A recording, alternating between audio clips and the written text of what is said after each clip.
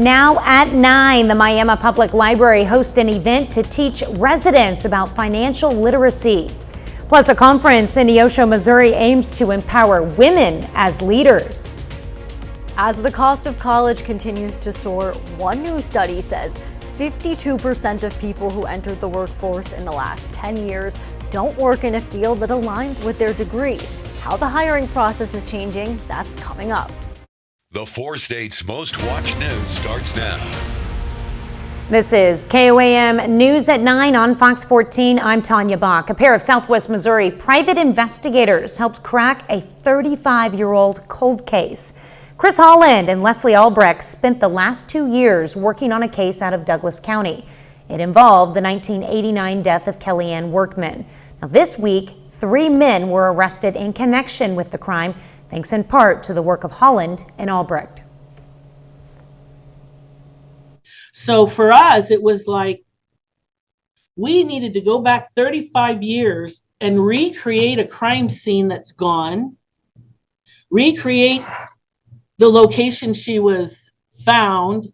You should have seen us driving through the Ozarks just to try to figure that out. There was a person that came forward after almost 30 years of holding this inside, that came forward and finally told us the last piece we needed to slide it all together. Workman disappeared while mowing the grounds of a cemetery in Dogwood when she was 25 years old. Her body was later found in Christian County. Holland and Albrecht both started working on the case while working at the Department of Health and Senior Services. Now, Bobby Lee Banks, Leonard Banks, and Wiley Belt face charges of first-degree murder, kidnapping, and forcible rape in this case. We'll hear more about it later in the show. Well, Chief Meteorologist Doug Hetty joins us now with a first look at weather. Well, it definitely turned out to be a great Friday for us today. Temperatures fantastic again. All week long, we've had just a phenomenal temperature. 67 for a high. Look at our average high. It's 52, 15 degrees above.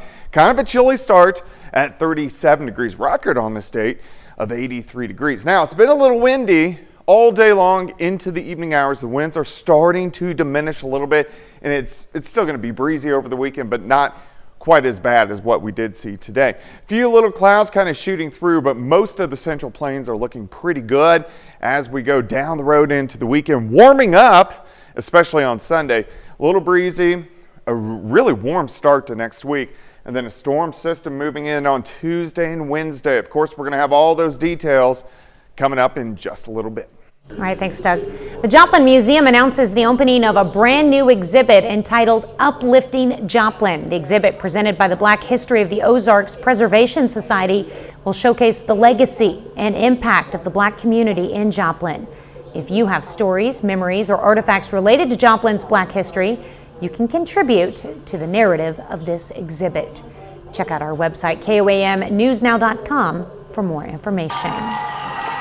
Carthage High School today was filled with the sounds of singing. More than 20 area schools visited for a choir competition called Carthage Sound Fest. The all-girls group, choir group, Sweet Sounds, practiced this afternoon before performing tonight. The fun continues tomorrow with even more choirs performing. Oh my gosh, you're going to see shows, story shows, people telling stories. My own kids are doing a show based off the book Where the Wild Things Are, the tale of Icarus, if you're familiar with Greek mythology. You're going to see a wedding show. You're going to see a Saturday morning cartoon show. There's all sorts of entertainment to come out and watch this weekend. Tomorrow's performance will run all day from 9 a.m. to 9 p.m.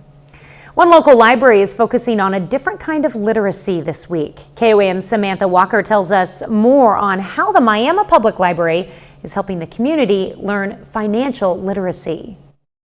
And we see a need and we want to create a place for others to learn. The Miami Public Library believes they can offer more than just a good book to read. Staff members say they are there to help the community, and they saw a need for more information on financial literacy. We want to really create an open canvas for others to really learn about what financial literacy is and really be able to make informed decisions. The library is hosting a financial literacy week, where local experts on topics such as budgeting and mortgages come to offer free help. Christian Fields made sure to attend multiple programs during the week. She says it's never too late to learn. I want to know more about finances and budgeting and loans. And so I think that this information should have been given to me in high school. However, I'm glad as an adult I have access to it at my public library. You may think of, how am I going to pay for buying a home? Library organizers say the programming is a success if one person is helped. And that's what our goal is that one person at a time, we want to make a change for them to make a better life for themselves and to find fulfillment. And for participants, the week provides an opportunity to become more confident. I feel very confident that finances aren't so scary.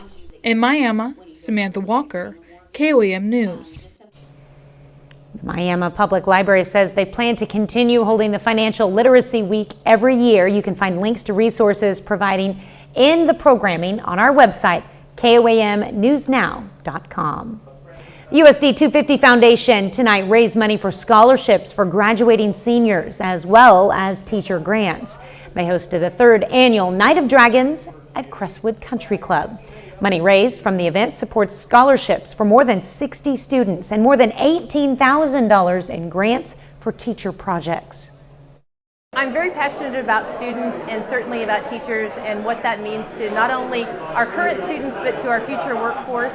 As they progress into post-secondary education, it's very expensive, and so with our community coming together and the help of our foundations and our many donors, we're able to provide assistance so that those students can go on and be successful. The event included food, drink, and an auction with numerous prizes donated by local individuals and businesses. Coming up, we'll hear from some Kansas City healthcare workers who sprang into action on their day off to help the victims of the Chiefs' Victory Rally shooting. 3 off-duty healthcare workers are recounting coming to the aid of the 2 people injured in the Kansas City Chiefs Super Bowl parade shooting. They later learned the 2 injured people they helped are the suspected gunmen. Joo Young Kim has the story. I'm curious, what was it like for you when you heard and it was confirmed that it was Lindell Mays? I knew it was a probability that there was some kind of involvement when I saw the gun laying there. Jessica Dean is a nurse from Wichita. Even though she was off duty that day, she couldn't just run away from people who needed help. Jessica says she did chest compressions on Lindell Mays and used her sweatshirt to stop the bleeding. Other people's actions are their burden to bear, and I had to do what I was going to be comfortable living with. Meanwhile, 2 other healthcare professionals, Jessica Daigle and her friend Lacey Richardson, were there after traveling over 3 hours from Iowa. Lacey had just worked a 12-hour shift. I do believe that I was supposed to be there, as tired as I was. They ran to Dominic Miller when the shooting broke out. Lacey jumping on top of him to keep him still, and Jessica holding up his head. They protected his body from being trampled by people running away. Once he was gone, her and I embraced and fell to the ground. There was nothing left in my body that could hold me up anymore. The 2 were in communication with Dominic's family until the charges were announced this week. I asked them how they're processing the news. So hearing all of that, am I angry? Absolutely. Would I have done anything different? Absolutely not. That's my job. I took an oath. All 3 ladies say when you work in a profession like healthcare, it's a part of your identity, and they would do what they did 100 times over. I assume a handful of people who did a really horrible thing that day, but there were a lot more people who I think did something wonderful. Well, Doug is next with a complete look at the forecast, and later the Liberal Missouri girls basketball team looks to claim the district championship tonight against Hume. We'll have highlights.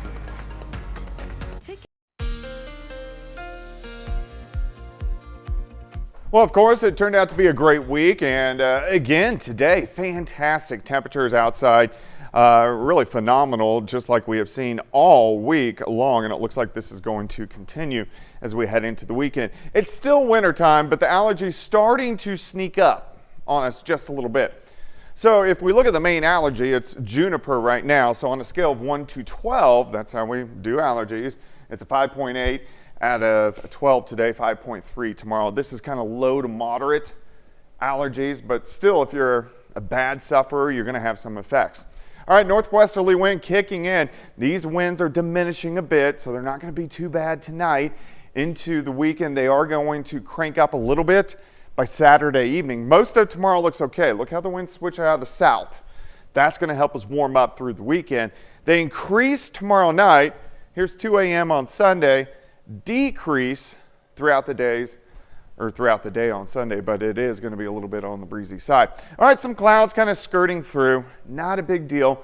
Most of the Central Plains is looking pretty good, but look at this. From here all the way out to the West Coast, a whole bunch of nothing going on. That's our weather as we go through the next few days. Now, here's our next storm system, which will start to affect us by late Tuesday into Wednesday of next week. All right, let's look at your weekend. Tonight, slide back, upper 30s. So a cool start. Winds switch out of the south tomorrow. We warm mid to upper 50s by noon. Maybe a smidge cooler tomorrow compared to today, but still nice. 60 in Nevada, Anderson, 63, 68 Veneta, 66 in Parsons. Tomorrow night, we drop back, not near as much, upper 40s to near 50. As we go through the daytime hours on Sunday, fantastic day. Look at our temps, low to mid 70s. Across the region. It even gets warmer as we get into next week. 63 on Saturday, 72 on Sunday. Great Saturday, little breezy tomorrow night, and then warming up as we head into Sunday. So let's look at that next storm system. We'll start with Monday. Look at our temps, mid 70s, windy, some clouds. As we go into Tuesday, we're going to push 80 for a high. However, there's a very strong cold front. Rolls in Tuesday night. We could get some thunderstorms ahead of it, and we may get a little bit of snow trying to mix in as it passes by, but majority of the moisture is going to be east of us. But I am going to put a hot spot from really Joplin to St. Louis southeast. So in this yellow blob, chances for thunderstorms and maybe some strong to severe, but again, majority of it will be southeast of the region.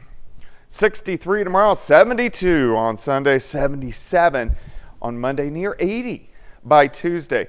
Thunderstorms rolling in late Tuesday night. Leftover showers on Wednesday, significantly colder. High temp of 46, but short-lived back into the 60s next weekend.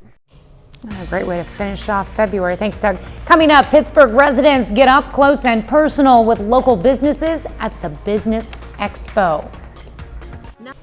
Pittsburgh residents had a chance to get to know local businesses. The Chamber of Commerce today kicked off the annual Pittsburgh Business Expo. Companies have booths set up at the Meadowbrook Mall based on the theme Champions Hall. Officials say it's a chance for residents to learn about the people behind the businesses. And it also gives them the opportunity to connect with the local community members as well. So it's just a great experience for community and business members just to meet each other. Businesses can show their products and services that they're offering, and it just gives our community a nice idea as to what's in their area. The expo continues tomorrow from 10 a.m. to 3 p.m. The city of Neosho hosted the Show Love conference today. The event focused on professional development and networking with women of all ages, professions, and demographics. In addition to the business side of the event, the conference also featured a healthy dose of encouragement and inspiration for all the women. Important for women to know they're not alone. I think a lot of times we feel like we're the only one who's going through things, and so to hear from other local business owners, other local business professionals, to know that they're battling the same thing that you're facing. There's a collective sisterhood of women who, whenever you empower them and get them together, they can accomplish amazing things. Event organizers invited attendees to continue networking at happy hour in downtown Neosho afterwards. A new study shows about half of college graduates are in jobs where their degrees do not apply. Fox Business correspondent Kelly Sabiri has details. Half of the U.S. workforce does not have a college degree. A new report from Burning Glass Institute and Harvard Business School focuses on how companies rank in education diversity. While companies promote hiring people without degrees, are they doing as they say? The study analyzed about 11,000 roles at large firms that dropped the degree requirement. Keep in mind this research looks at jobs like sales, construction managers, and distribution managers, not doctors or lawyers. The analysis breaks companies down into 3 clusters: skills-based hiring, like Yelp and Saks, backsliders like Uber and Nestle, and the largest of the 3 called hiring in name only, meaning they dropped degree requirements on paper but still hired largely in the same way that they once were, and this includes groups like Bank of America and Oracle.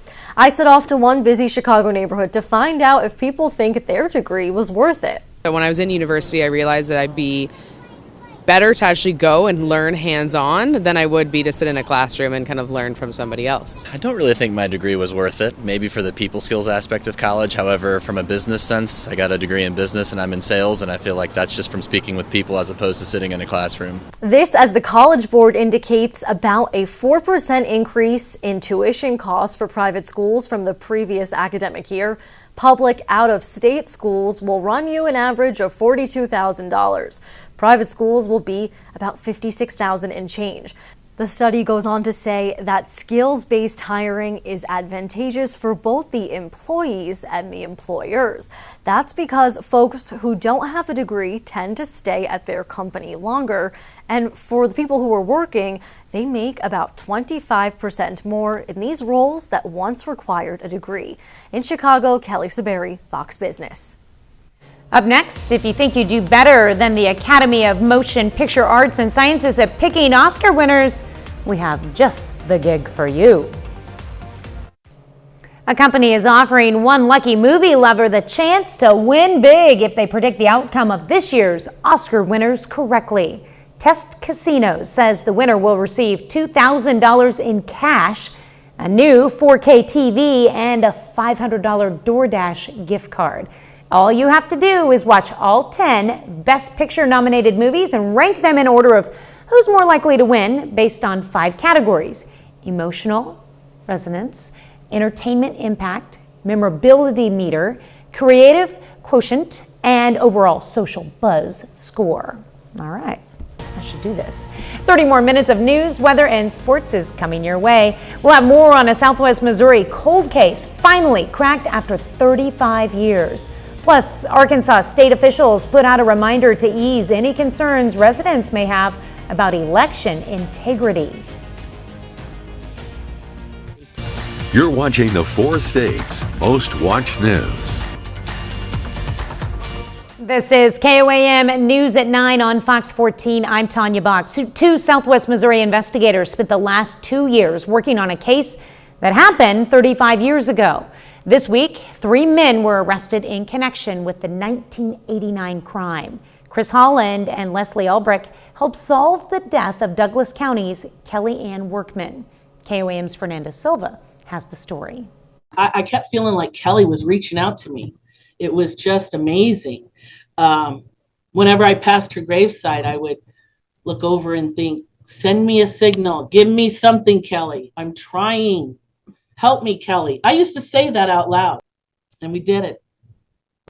Leslie Albrecht is referring to is herself and Chris Holland, 2 cold case investigators who helped solve a 35-year-old case. In 1989, Kelly Workman disappeared while mowing the grounds of a cemetery in Dogwood, Missouri, when she was 25 years old. The body was later found in Christian County. Holland and Albrecht started investigating the case 2 years ago when both worked at the Department of Health and Senior Services. There, they focused on criminal allegations where victims are elderly or dependent adults. Kelly was not a dependent adult, but Kelly portrayed symptoms in her life of a person that possibly could have had high-functioning autism. Once they got involved, the investigators started putting the pieces together. She describes it as blood, sweat, and tears for 2 years. I can't tell you how hard it is to do a cold case from over 30 years. Every time you turn around, you're like, oh, I want to talk to this person.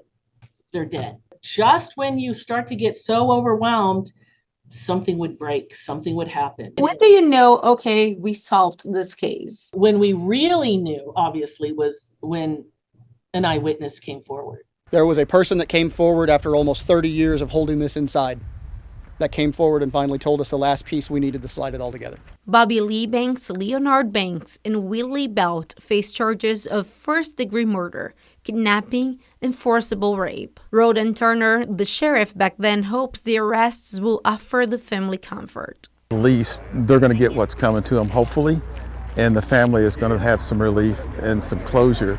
A closure the investigator doesn't believe is happening. When you lose something so horrendous and you never have closure. You will always have a void.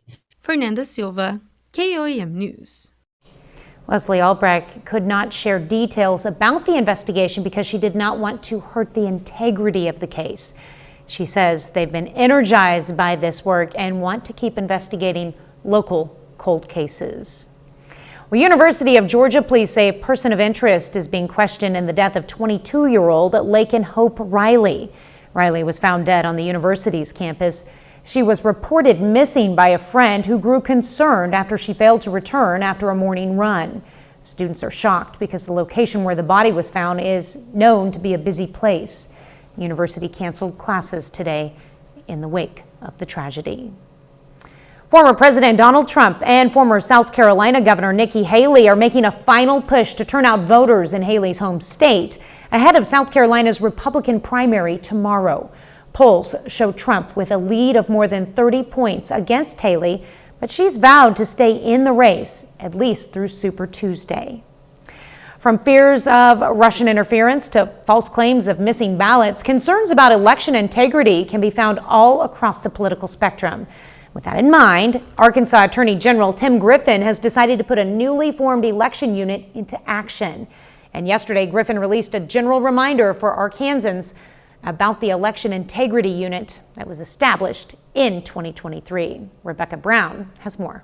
How confident are you in the voting system? Oh, absolutely confident. They all seem to know what they're doing. Very confident in the voting process. It's just in 2020, it's just a fabricated type of deal where they have everybody just worried about the voting process. But the United States has the best voting process in the world, actually. These Arkansas voters say they feel confident when it comes to voting in the primary election. But for those on the fence, Attorney General Tim Griffin has a general reminder. One of the roles of my office is to work to investigate any allegations that there may be some misconduct. In 2023, Griffin established the Election Integrity Unit, where a set of his investigators, including former Little Rock Police Chief Wayne Dooley, worked together to fight election crimes. Whether it involves the actual voting or whether it involves certain political activities right by the front door of the voting area. Griffin says all of this is in place to ensure voters know the system is not rigged, and consequences to those who choose to violate the elections will be taken. They should enforce it. That's the thing about it. You can have all kind of laws or what have you, but it's the enforcement of the laws that you put in is key. Griffin says the Election Integrity Unit and laws were put in place because of a lot of questions circling around nationally and locally about accuracy. It's really important that voters have confidence in our election system and the integrity of voting in Arkansas. The good news is we have a great track record in Arkansas of secure elections. A bit later, how the Chiefs' Super Bowl victory helped a 13-year-old Missouri entrepreneur grow his business.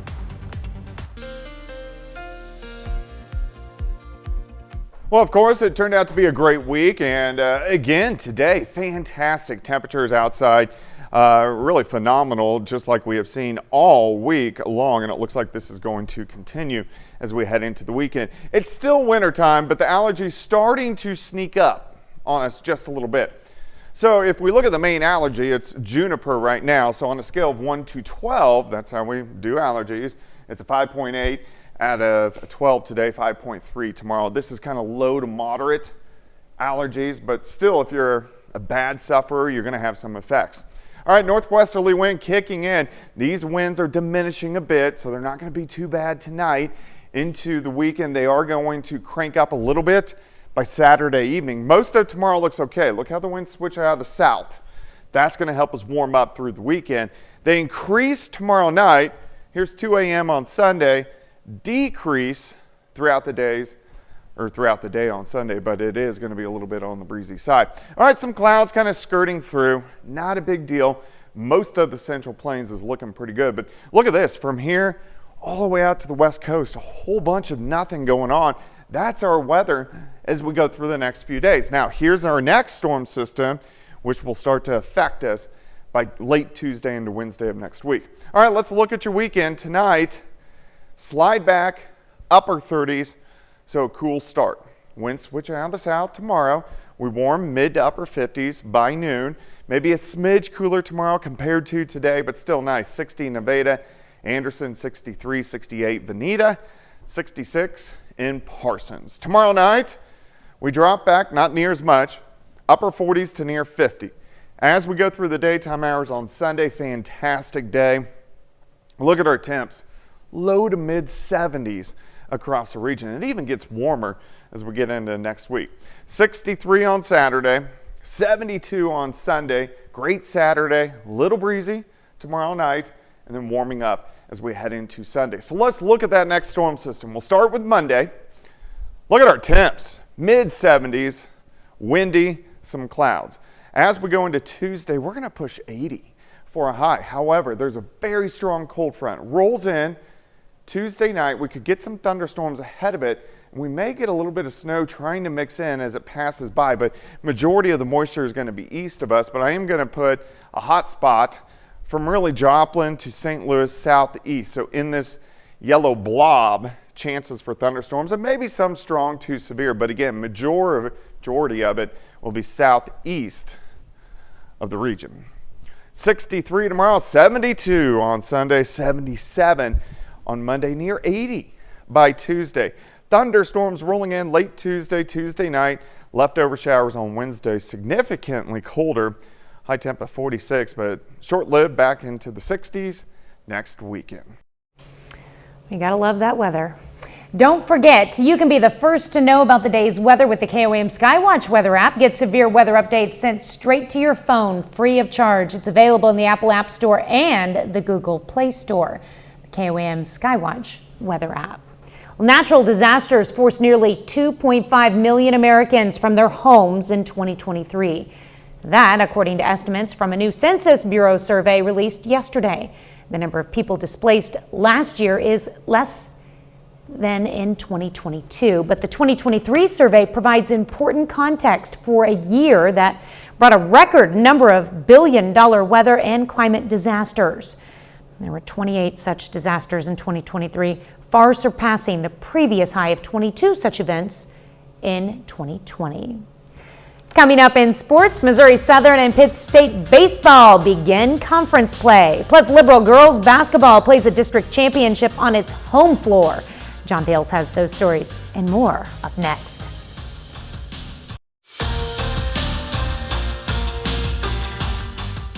It's district championship night for Missouri girls basketball in classes 1 through 3. Now, 4 of our schools play in title games. We begin the night at Lamar with Diamonds. Neutral court game.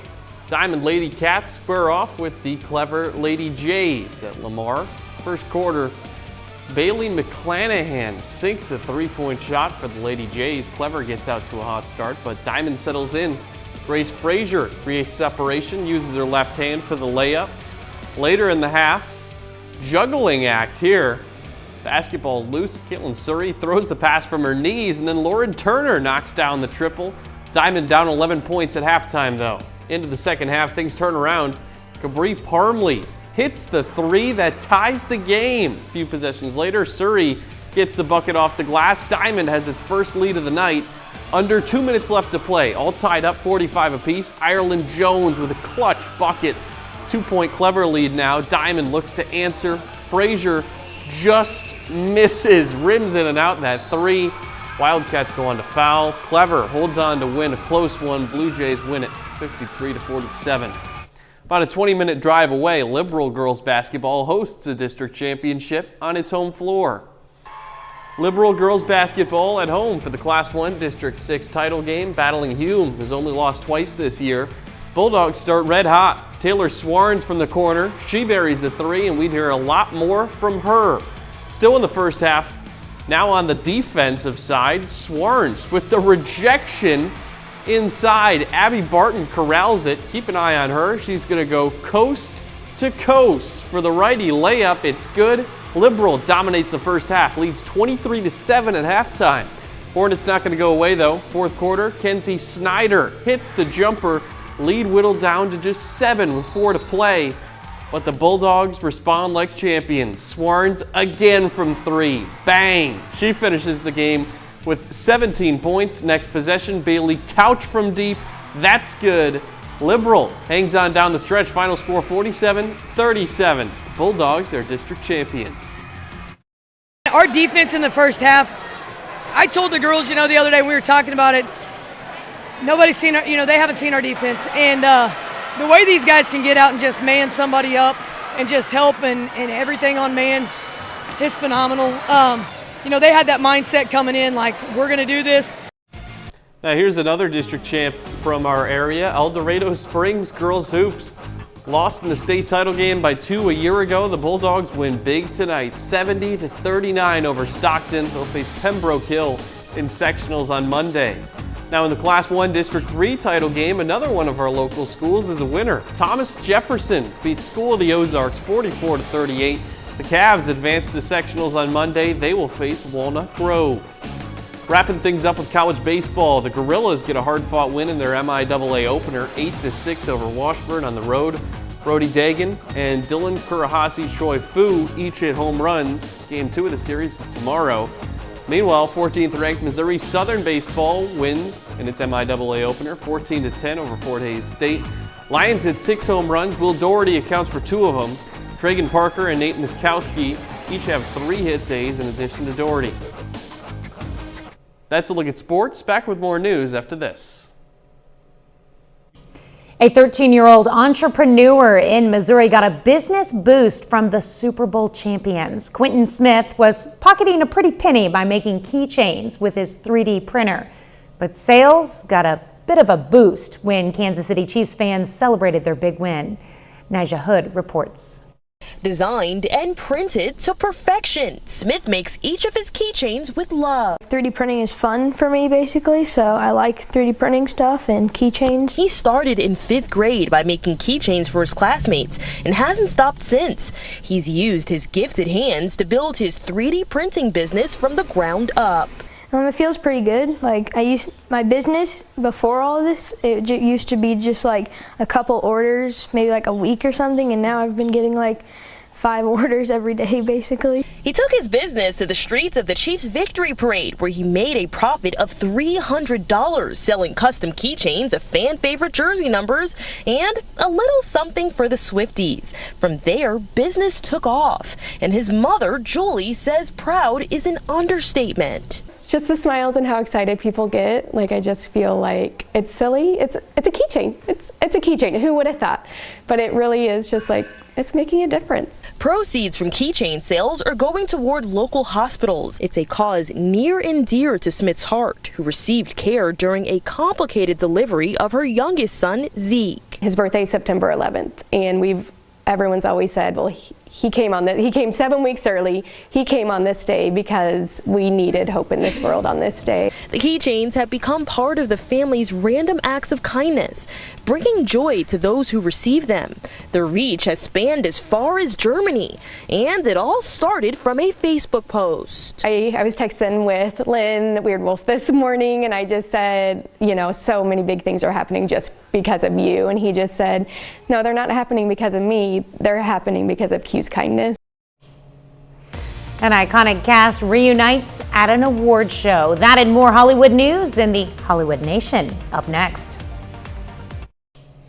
The cast of an iconic movie will reunite at the SAG Awards. An action-packed, super-powered series returns this summer and more. Here's Fox's Ashley Dvorkin with all the latest in the Hollywood Nation. You will receive a significant amount of money. James runs his family business. The boys are ready for summer, and the Devil Wears Prada cast reunite in the Hollywood Nation. I don't understand why it's so difficult. Meryl Streep, Anne Hathaway, and Emily Blunt will have a Devil Wears Prada mini reunion at the SAG Awards Saturday night. The trio will present an award together. Blunt is nominated this year for her supporting role in Oppenheimer. Streep's Only Murders in the Building is nominated for Outstanding Performance by an Ensemble in a Comedy Series. The SAG Awards stream live on Netflix. The boys are back for season 4 this summer. Prime Video announced the hit action-packed superpowered series will premiere the first 3 episodes of the new season on June 13th. New episodes will then roll out weekly with the season finale July 18th. Is this really happening? The Arconia has a new resident. Eva Longoria has joined the cast of Hulu's murder mystery comedy Only Murders in the Building. She will play a recurring character key to the investigation in season 4. Longoria joins series newcomer Molly Shannon, alongside Selena Gomez, Martin Short, Steve Martin, and Meryl Streep. Now what happens down there? And Theo James takes over a criminal enterprise in today's First Looks. Netflix released the official trailer to Guy Ritchie's new series, The Gentleman. James leads as a man who unexpectedly inherits his father's country estate, which turns out to be part of a cannabis empire. The action drama debuts March 7th. Welcome to the jungle. In Hollywood, Ashley Dvorkin, Fox News. That's our time for tonight. Thanks for joining us. We'll leave you with video of a gray seal at the Brookfield Zoo. Have a great night and an even better weekend.